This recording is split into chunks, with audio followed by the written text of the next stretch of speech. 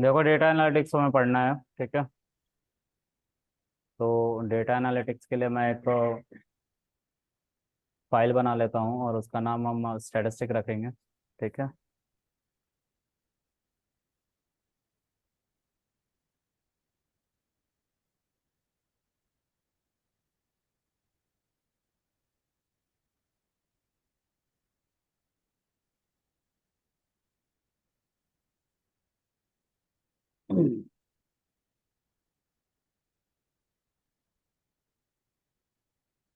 जो जो कॉन्सेप्ट पढ़ना है उसको मैं लिख रहा हूँ।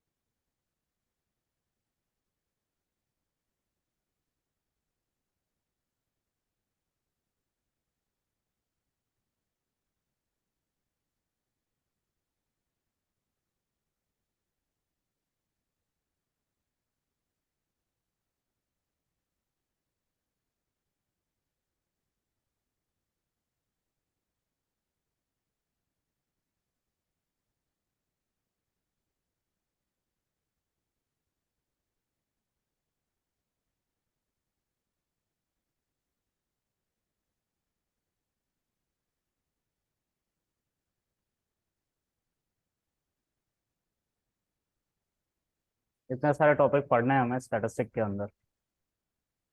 तो देखते हैं इसको।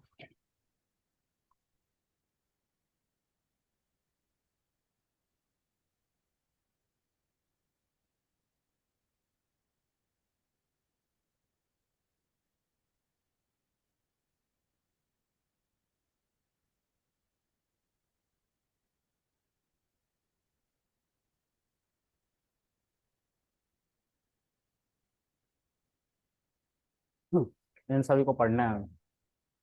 मीन क्या होता है? मीन का मतलब होता है एवरेज। जैसे 2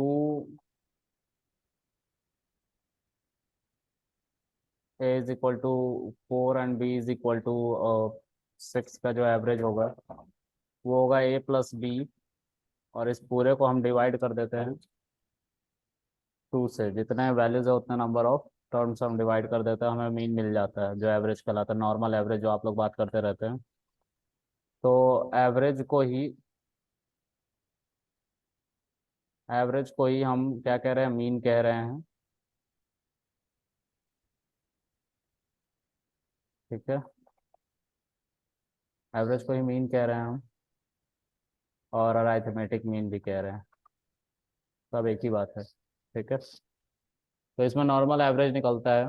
यहाँ जब अराइथमेटिक मीन हम निकाल रहे होते हैं तो अराइथमेटिक मीन जो होता है उसमें रेंज जो होता है वो ज़्यादा वेरी नहीं करना चाहिए।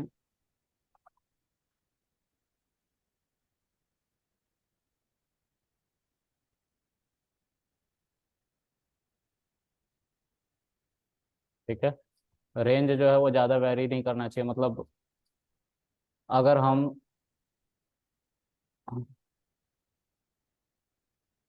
एक क्लास की रेंज निकालने की बात करें तो उसमें बहुत हाइट के बच्चे रहते हैं, इनका जो रेंज है वेरी जो कर रहा है, मान लीजिए कि इनकी जो मैक्सिमम बच्चे की हाइट है वो 6 फीट है, और जो सबसे छोटा बच्चा उसका 4 फीट है, तो 2 फीट का ही वेरिएशन है, वेरी कर रहा है। तो अगर इतना कम वेरी कर रहा है जो ट्वाइस ना हो, जैसे 6 का 2 गुना कितना होता है, 2x, मतलब 12 फीट का कोई बंदा ना हो, बस 6 फीट का ही हो, ठीक है। तो उस केस में हम क्या निकालेंगे, अरिथमेटिक मीन वगैरह निकालेंगे, ठीक है। इसमें हमारा रेंज ज़्यादा वेरी नहीं कर रहा होता है, एक लिमिटेड रेंज में रहता है, 1x 2x, इससे ज़्यादा नहीं जाते ऊपर, ठीक है। अगर सिमिलर रेंज में चीज़ें हैं और उनका तुम्हें हाइट निकालना है या फिर उनका एवरेज निकालना है, अगर रेंज ज़्यादा वेरी नहीं कर रही है तो तुम क्या निकालोगे, अरिथमेटिक मीन निकालोगे, ठीक है। तो बताऊंगा, अभी बताऊंगा, हेडक मतलब सब बताऊंगा, जब मैंने इसको बताया तो आगे बताऊंगा, ठीक, डोंट वरी। तो this is called arithmetic mean, ठीक है। अगला कॉन्सेप्ट है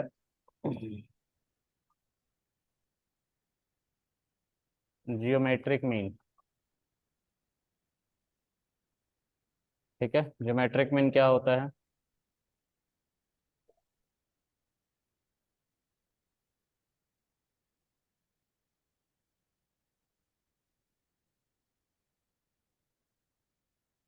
जब रेंज हमारा 2x या उससे ज़्यादा वेरी करने लग जाए तो हम ज्योमेट्रिक मीन निकालते हैं। मतलब अगर हम रेंज निकालने की बात करते हैं, एक इंसान और एक प्लांट के बीच में अगर हम रेंज निकालेंगे तो ज़्यादा डिफरेंस होता है ना, तो इस केस में हम ज्योमेट्रिक मीन निकालते हैं, ठीक है। इसकी मान लो 100 फीट है हाइट और इसकी मान लो 6 फीट है, तो इस केस में हम ज्योमेट्रिक मीन निकालते हैं, ठीक है। और ज्योमेट्रिक मीन का जो फॉर्मूला होता है वो होता है अंडर रूट, अब दो बातें हैं ना, तो a इंटू बी, तो अंडर रूट नहीं, ये कुछ ऐसे होगा, a into B dot dot dot dot into n, ठीक है। अब जितने भी टर्म हैं उन सब का पावर रूट में, ठीक है। तो मान लो यहाँ पे 3 टर्म है तो 1/3 क्यूब लग जाएगा, ठीक है। तो हम दो वैल्यू को ही लेके चल रहे हैं, तो इनको हम कैसे निकालेंगे वो देखते हैं। ये जो है 2 टर्म है, तो 1/n के हिसाब से इसका पावर कितना हो जाएगा, 1/n हो जाएगा, तो 1/n कितना होगा, 2 होगा। तो जब इसको कैलकुलेट करोगे तो you will get something, sorry,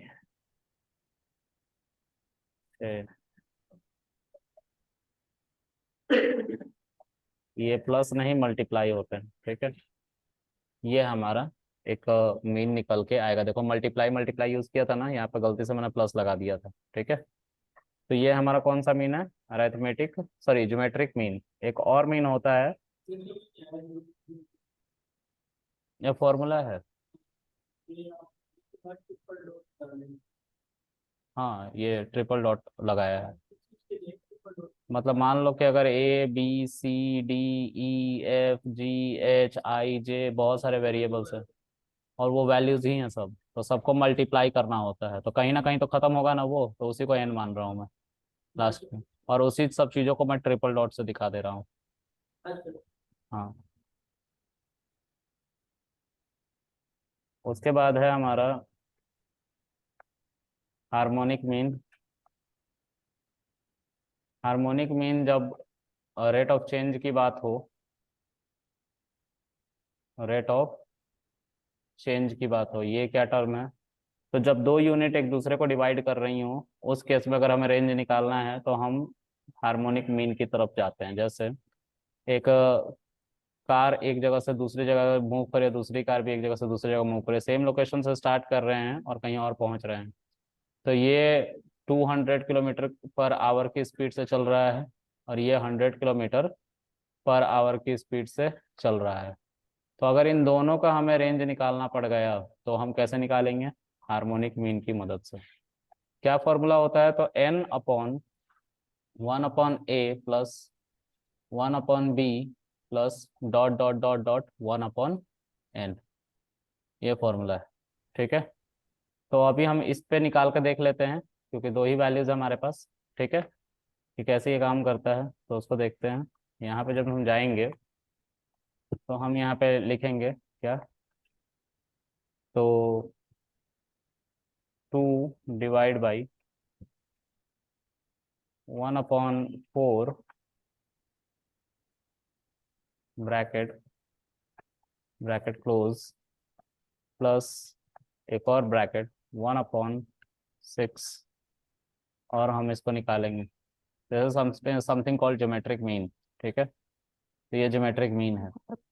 geometric harmonic. Mean rate of change पे ही निकलेगा। ठीक है, रेट ऑफ चेंज जहाँ पे दो यूनिट एक दूसरे को डिवाइड कर रही हूँ। ठीक है, उसको ज्योमेट्रिक मीन कहते हैं। अच्छा, सर हार्मोनिक मीन है। I am sorry, harmonic mean, harmonic mean निकलेगा। सर ठीक इसकी है, डेफिनेशन जो आपने लिख रखी है चेंज नहीं होगी, one range very more than 2x ही रहेगी। इसको मैंने रेट ऑफ चेंज बोला ना, यहाँ पे रेट ऑफ चेंज लिखना है।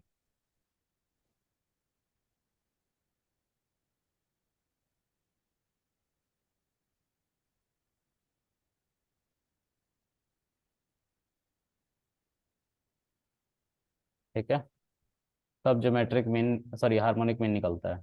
ठीक है, तीन तरह के हमारे मीन है।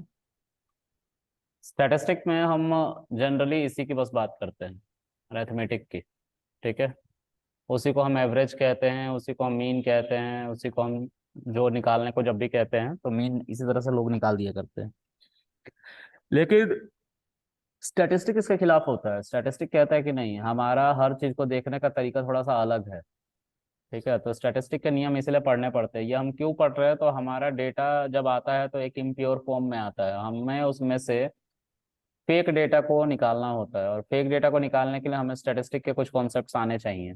ठीक है, आना तो बहुत कुछ चाहिए, लेकिन हम स्टैटिस्टिक के कुछ ही कॉन्सेप्ट्स को पढ़ रहे होते हैं। ठीक है, तो ये जो है हमारा स्टैटिस्टिक के नियम हैं, जो कहते हैं कि तुम्हारा जो मीन होता है वो तीन तरीके के होते हैं। ठीक है,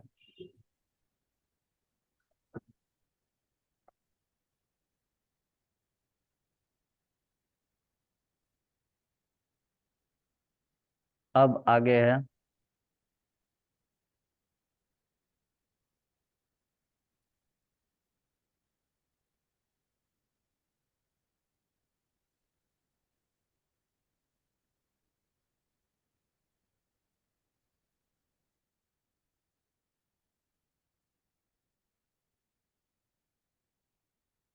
हमारा मीडियन।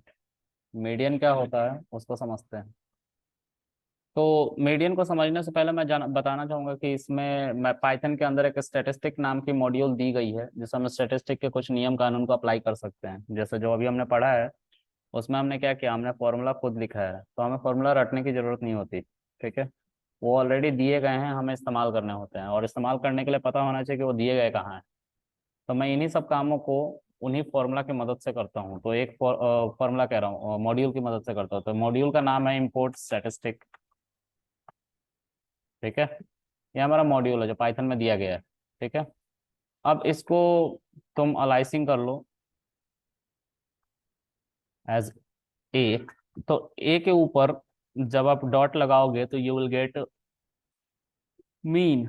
उस मीन के अंदर एक टपल के अंदर जितनी भी वैल्यूज हैं जिनका मीन निकालना है तो उसको पास कर सकते हो। तो हमारा जो वैल्यूज था A, B, दो वैल्यूज थे, ए की वैल्यू 4, बी की वैल्यू 6 थी, तो ये हमें मीन निकाल के देगा। एरर क्यों दे रहा है?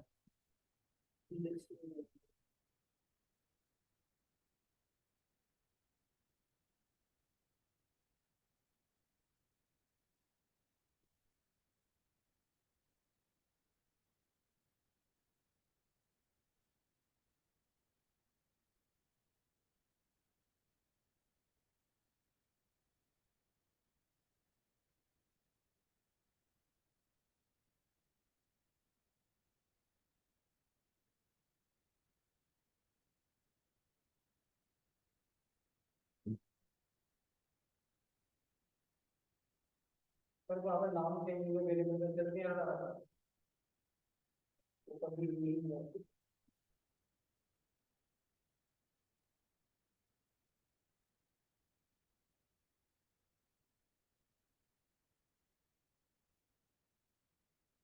ठीक है, तो ये हमारा मीन आ रहा है, ठीक है।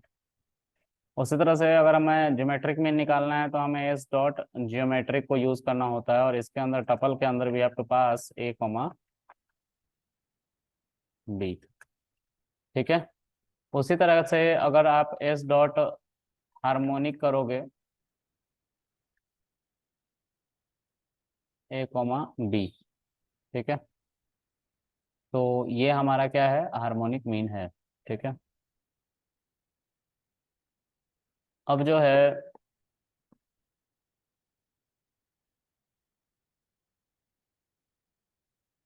मीडियन है हमारा, मीडियन की बात करते हैं।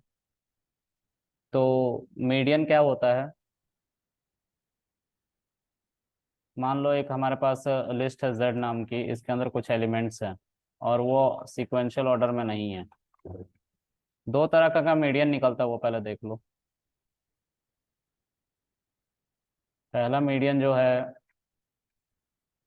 वो हमारा ऑड टर्म मीडियन निकलता है, और दूसरा इवन टर्म मीडियन निकलता है, ठीक है।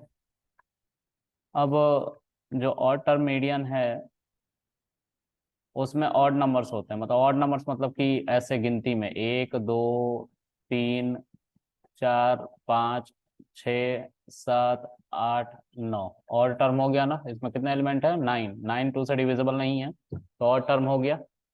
ऑड टर्म मीडियन की बात हो रही है यहाँ पे। अब यहाँ पे अगर हमें ऑड टर्म मीडियंस निकालना है तो ऑड टर्म मीडियंस निकालने के हमने स्कूल में फॉर्मूले जो पढ़ रखे थे, क्योंकि एक लिस्ट है पहले सॉर्ट करना होता था असेंडिंग या डिसेंडिंग ऑर्डर में, तो हम लिस्ट के ऊपर एक मेथड चलता है जिसको हम सॉर्ट कहते हैं, और इससे हमारा लिस्ट क्या होता है, जेड सॉर्ट हो जाता है असेंडिंग ऑर्डर में। अब फॉर्मूला जो होता है वो ये होता है कि n/2 + 1, तो ये सॉरी गलती हो गई, n/2 + 1th टर्म, ठीक है। तो n की जगह पे 9 आ जाता है +1 और डिवाइडेड बाई 2, ये जो आएगा वही हमारा टर्म को पिक करेंगे, वही मीडियन है। तो 9 1 10 डिवाइडेड बाई 2, कौन सा टर्म की बात हो रही है, फिफ्थ टर्म की बात हो रही है। फिफ्थ टर्म कौन है, 1 2 3 4 5, ये हमारा मीडियन है, ठीक है। तो अब चलो इसी को फॉर्मूले से देख लेते हैं एक बार। फॉर्मूला से कैसे देखोगे, तो वही एस के ऊपर हम, नहीं नहीं, एस के ऊपर स्टैटिस्टिक के अंदर है ना, हमारा मीडियन है, दिख रहा है। और मीडियन में हमें क्या पास कर देना है, जेड को पास कर देना, सी इट इज गिविंग में 32, ठीक है। अब उसी तरह से एस डॉट, सर ये एस इसलिए यूज हो रहा है क्योंकि हम स्टैटिस्टिक्स यूज कर रहे हैं, राइट, ये फिक्स है ना। हाँ फिक्स। अब एस के ऊपर हम चाहते हैं ऑर्डर इवन टर्म मीडियन निकालना, ये कौन सा मीडियन हमने निकाला है अभी, ऑड टर्म मीडियन, यहाँ पे लिख देता हूँ ऑड टर्म मीडियन। अब हम इवन टर्म मीडियन की बात करेंगे। एस डॉट एक एक लिस्ट और बना लेते हैं वाई नाम से, उसके अंदर 1 2 फिर उसी तरह के कुछ वैल्यूज हम दे देते हैं, ठीक है। इसके अंदर कितने एलिमेंट हैं, 1 2 3 4 5 6 7 8 9 10, ठीक है। तो इसको हमें फिर से किस में कन्वर्ट करना पड़ेगा, असेंडिंग ऑर्डर में। तो हम क्या करेंगे, वाई डॉट सॉर्ट पहले करते थे, है ना, और हम y को प्रिंट करेंगे तो ये हमें असेंडिंग ऑर्डर में मिल जाएगा। मैं इसलिए ऐसा करके दिखा रहा हूँ क्योंकि जो आपको डेटा मिलेगा उसमें भी आपको मीडियन निकालने के लिए उसको पहले सॉर्ट करना पड़ेगा, तो सॉर्ट 11th टर्म है इसमें। यस सर 11 है। ओके, अब ठीक है। तो इसमें हमारे 10th टर्म आ गए, ठीक है। इनको सॉर्ट कर लिया, सॉर्ट करके हमने इस तरह से अरेंज कर लिया जैसा आपको दिखाई दे रहा है स्क्रीन पे। अब क्या है कि इसको हमने सॉर्ट किया, सॉर्ट करने के बाद हम वही फॉर्मूला चलाते हैं, तो फॉर्मूला क्या है, n/2 ये टर्म है, ठीक है, प्लस n/2 + 1, ये टर्म डिवाइडेड बाई 2। ठीक है, तो इसको समझते हैं क्या है। n का मतलब होता है नंबर ऑफ टर्म, तो 10 है ना, 10 डिवाइडेड बाई 2, कौन सा term, fifth term, plus n upon 2, 10 by 2 plus 1, ये वाला टर्म डिवाइडेड बाई 2। ठीक है, और यहाँ पे 2 5 जा कितना होता है, 10। ठीक है, तो फिफ्थ टर्म प्लस 2 5 जा 10 प्लस 1 कितना होता है, 6 टर्म डिवाइडेड बाई 2। तो फिफ्थ टर्म क्या है, फिफ्थ टर्म 6 है और सिक्स टर्म 21 है। 6 प्लस 21 डिवाइडेड बाई 2 कितना होता है, 27 डिवाइडेड बाई 2 कितना हो जाएगा, 13.5। ये हमारा मीडियन आएगा, मतलब 13.5 इन दोनों के बीच में ही आएगा कहीं ना कहीं। ठीक है, तो ये मीडियन होगा। ठीक है, मीडियन का कहना क्या है, मीडियन का कहना है कि जहां पे भी हम मीडियन खींचते हैं वहां से लेफ्ट हैंड साइड और right hand side equal number of elements होते हैं।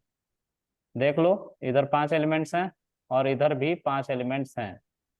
ठीक है ना, गिन लो। ये एक ऐसा पॉइंट है जो है ही नहीं इस नंबर्स में, तो हम एक ऐसा पॉइंट निकाल रहे हैं जहां से हम लेफ्ट हैंड साइड और right hand side equal number of values को ढूंढ पा रहे हैं। ठीक है, तो ये हमारा तो सर कौन। ये जो इवन नंबर्स वाली है हमारी, हम्म, इसमें ही ये सेकंड वाला फॉर्मूला अप्लाई होगा ना जो आपने निकाला, क्योंकि इवन हम वाले इक्वल में टर्म से सेकंड तो वाला लेते हैं, हाँ राइट। है लेकिन ना। ये आप जब मैनुअली कर रहे होंगे तब आपको मैनुअली कुछ करना ही नहीं है, स्टैटिस्टिक के अंदर इसका भी तरीका दिया गया है। तो स्टैटिस्टिक के अंदर एस डॉट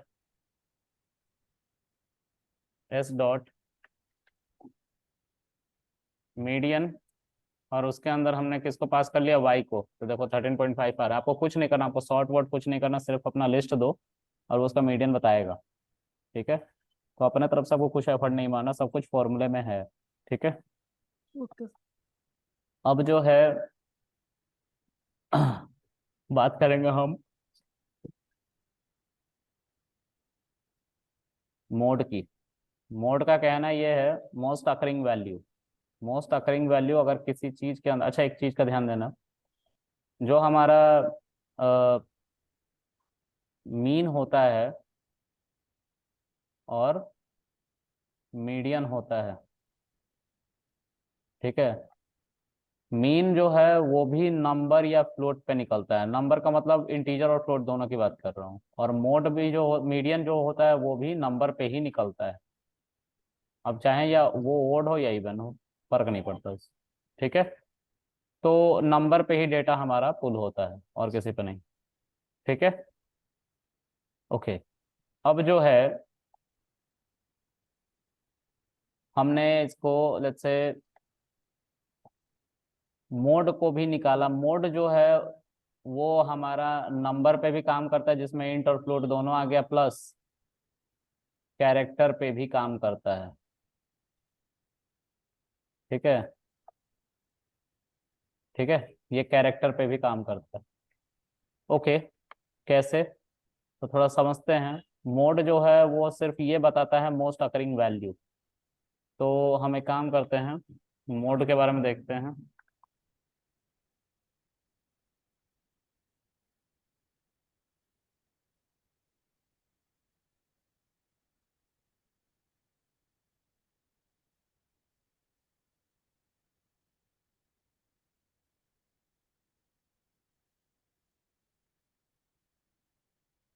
तो सबसे ज्यादा अकर करता है किसी डेटा सेट के अंदर, उसको हम मोड कहते हैं। फॉर एग्जाम्पल, अगर मैंने एक्स नाम का एक लिस्ट बनाया और इसमें मैंने बहुत सारी बातें लिख दी, सिंप्लिसिटी पर्पस के लिए मैं नंबर वंबर सब कुछ लिखूंगा।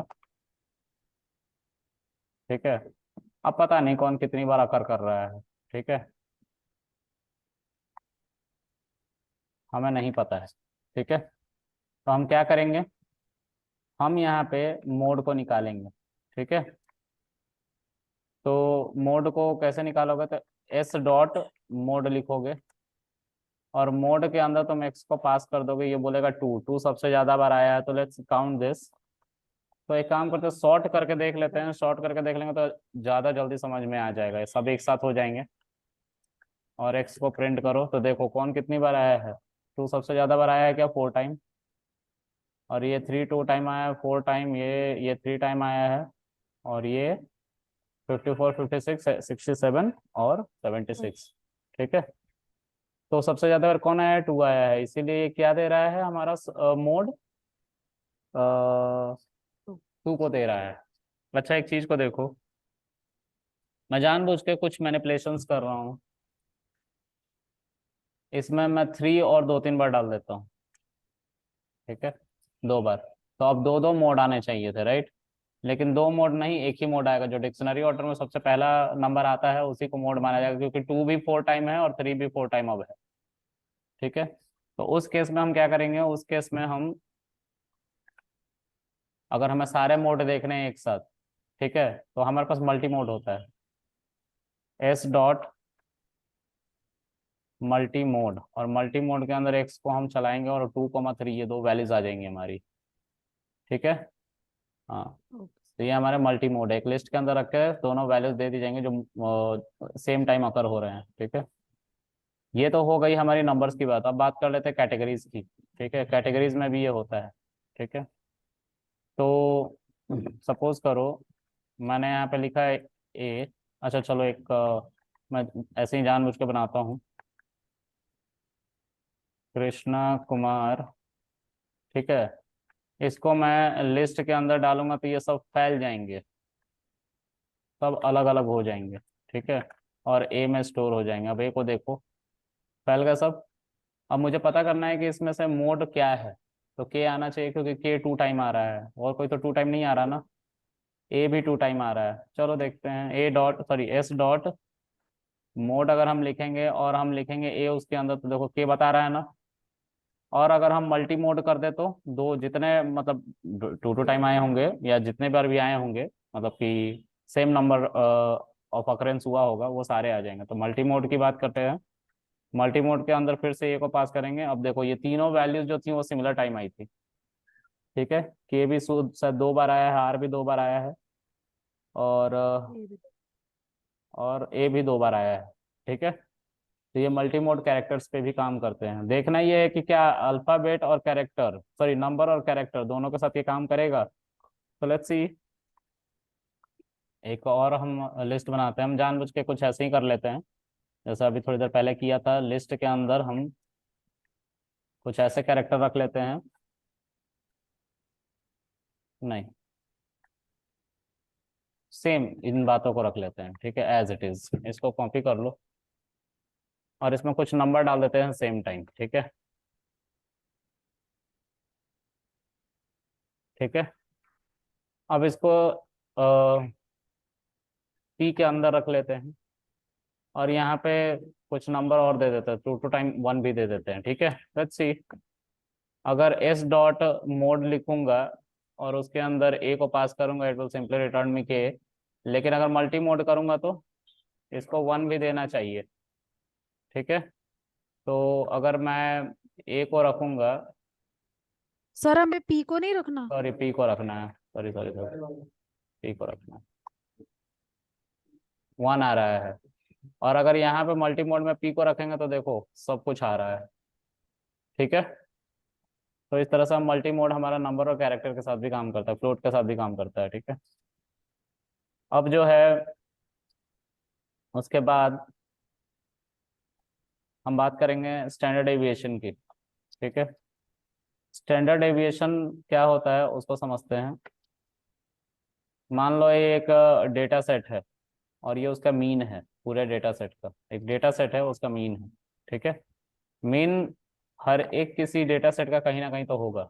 ठीक है, मीन क्या होता है, एवरेज, मतलब मान लो 1 2 3 4 5 6 7 8 9 10 इतने वैल्यूज हैं, तो इनका मीन कहीं ना कहीं तो होगा ना, अगर ये नंबर लाइन भी है तो। ठीक है, तो इनका मीन जहां कहीं पे भी होगा, उससे इन पॉइंट्स का फैलाव कितना है उसको हम क्या कहते हैं, स्टैंडर्ड डेविएशन, स्टैंडर्ड डेविएशन। ठीक है, कि कितना वेरी कर रहा है एक मीन से। ठीक है, उसको स्टैंडर्ड डेविएशन कहते हैं। ठीक है, और स्टैंडर्ड डेविएशन का ही स्क्वायर्ड फॉर्म होता है वेरिएंस। क्या होता है? वेरिएंस। स्टैंडर्ड डेविएशन के हर वैल्यू को स्क्वायर कर दोगे तो वेरिएंस निकल के आ जाएगा। ठीक है, चलो हम बात करेंगे कि स्टैंडर्ड डेविएशन क्या है एक वैल्यू का। तो यहाँ पे मान लो कि बहुत सारे नंबर्स हैं।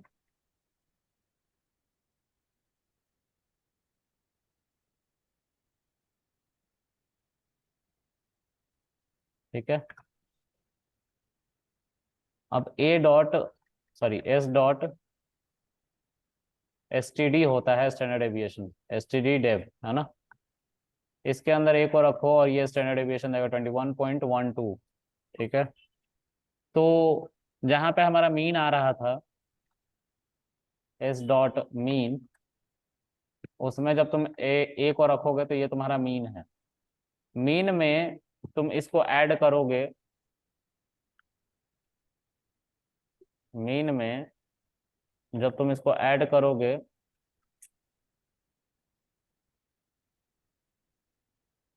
जब तुम इसको ऐड करोगे किसको 28.3 को, ठीक है, तो तुम्हें 49 पॉइंट समथिंग मिलेगा।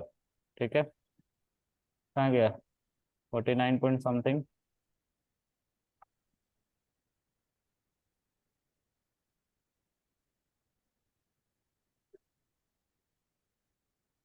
हाँ ठीक है, 49 पॉइंट समथिंग मिलेगा। हमें एक्सपेक्टेड था 54 मिलना चाहिए।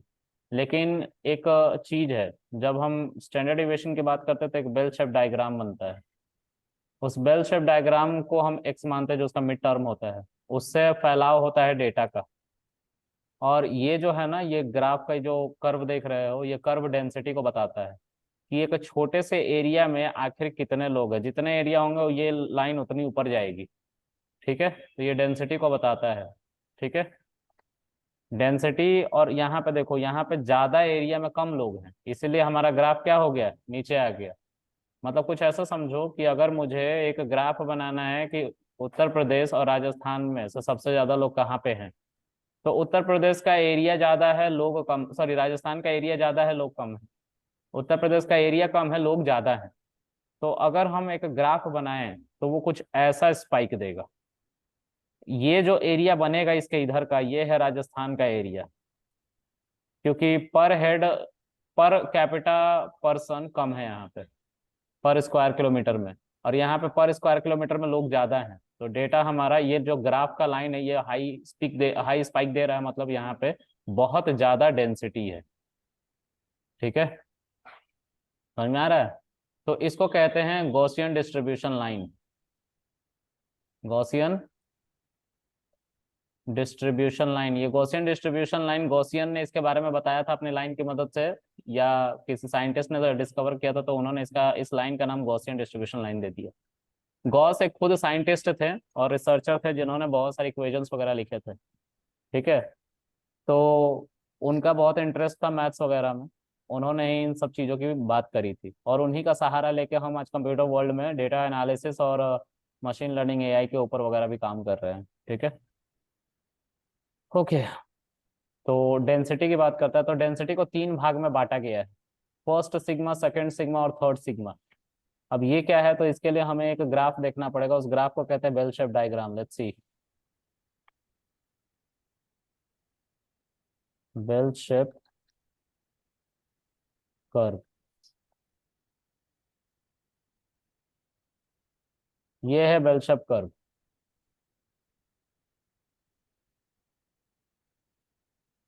ये दिख रहा है आप लोगों को?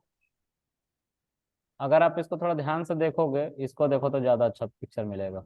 यहाँ पे देखो, अगर आपका डेटा बहुत अच्छे से किसी ने बनाया है, ठीक है, एक सेकंड,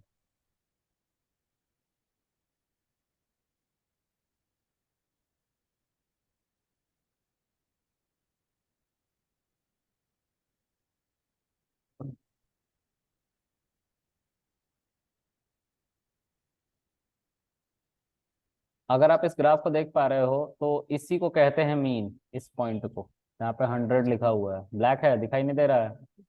हाँ, दिख रहा है?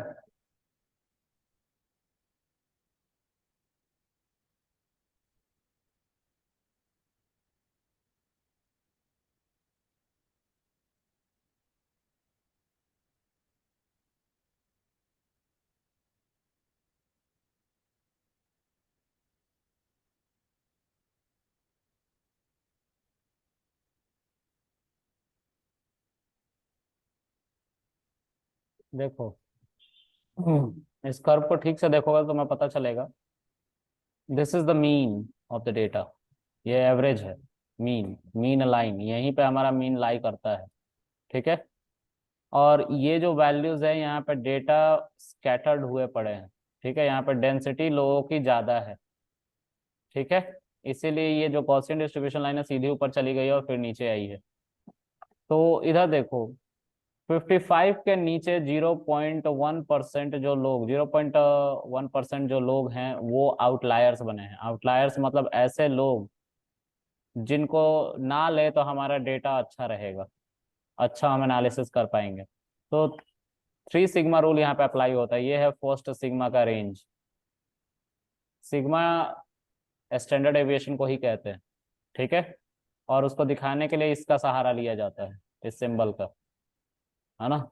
ये फर्स्ट सिग्मा है, इसमें तकरीबन 34.1 कितना होता है, 68.2। अगर तुम्हारा डेटा में 100 लोग हैं या 1000 लोग हैं तो उसमें से 682 लोग इसी रेंज में लाई कर जाएंगे। ठीक है, समझ में आ रहा है। और उसके बाद है 13.6 यानी कि 27.2। अगर ये है तो तुम्हारे अगर डेटा में 1000 लोग हैं तो 272 लोग किस में लाई कर जाएंगे, इसमें आधा, इसमें आधा 272 का।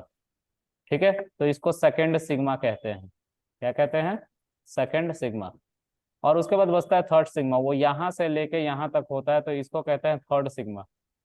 ठीक है, यहाँ पे 4.2 होता है, तो अगर 1000 लोग हैं तो 42 लोग, जिसमें से 21 लोग इधर और 21 लोग इधर लाई करेंगे। ठीक है, इसको थर्ड सिग्मा कहते हैं। और इसको कहते हैं फोर्थ सिग्मा। फोर्थ सिग्मा जैसा कुछ नहीं होता, ये एक तरह का आउटलायर है, जो हमारे डेटा का पार्ट ना हो तो बेटर है। ठीक है, तो ऐसे डेटा को छोड़ देते हैं। तो अगर 1000 हमारे पास लोग हैं तो उसमें से 0.1 होता है 10, और इधर भी 10 वैल्यूज जो हमारी होती है आउटलायर बन जाती है, कि 20 सैंपल्स हमारे आउटलायर बन जाएंगे 1000 में से। ठीक है, तो ये हमारा जो होता है इसको हम कहते हैं बेल शेप डायग्राम। क्या कहते हैं, बेल शेप डायग्राम। ठीक है, आज के लिए इतना काफी है, किसी को पूछना है। सर जैसा अगर डेटा इनसफिशिएंट है तो उसको मीन मोड मीडियन से निकाल देंगे। हाँ, तो तो मतलब उसमें कौन सा यूज करना चाहिए, कौन सा डेटा के हिसाब से, जैसा आपने बताया उसमें कि ज्योमेट्रिक मीन है और उसमें क्या अरिथमेटिक मीन है, कौन सा निकालना बेटर रहेगा। डेटा इनसफिशिएंट है, मीन मोड ये इसका मीडियन। लॉजिक ही नहीं है कुछ। और तो मतलब सर बेसिक अगर मान लीजिए अगर हाइट निकालो तो आपको बोला हाइट है, हाइट निकाली है, तो कुछ डेटा हमारा तो बताया ना उसमें मैंने कि अगर तुम्हारा रेंज सिमिलर है, एक ही रेंज में लाई कर रहा है, जैसे इंसान की हाइट जो होती है वो 4 फीट से लेके 7 फीट तक लाई करती है अगर वो 10th क्लास में है तो।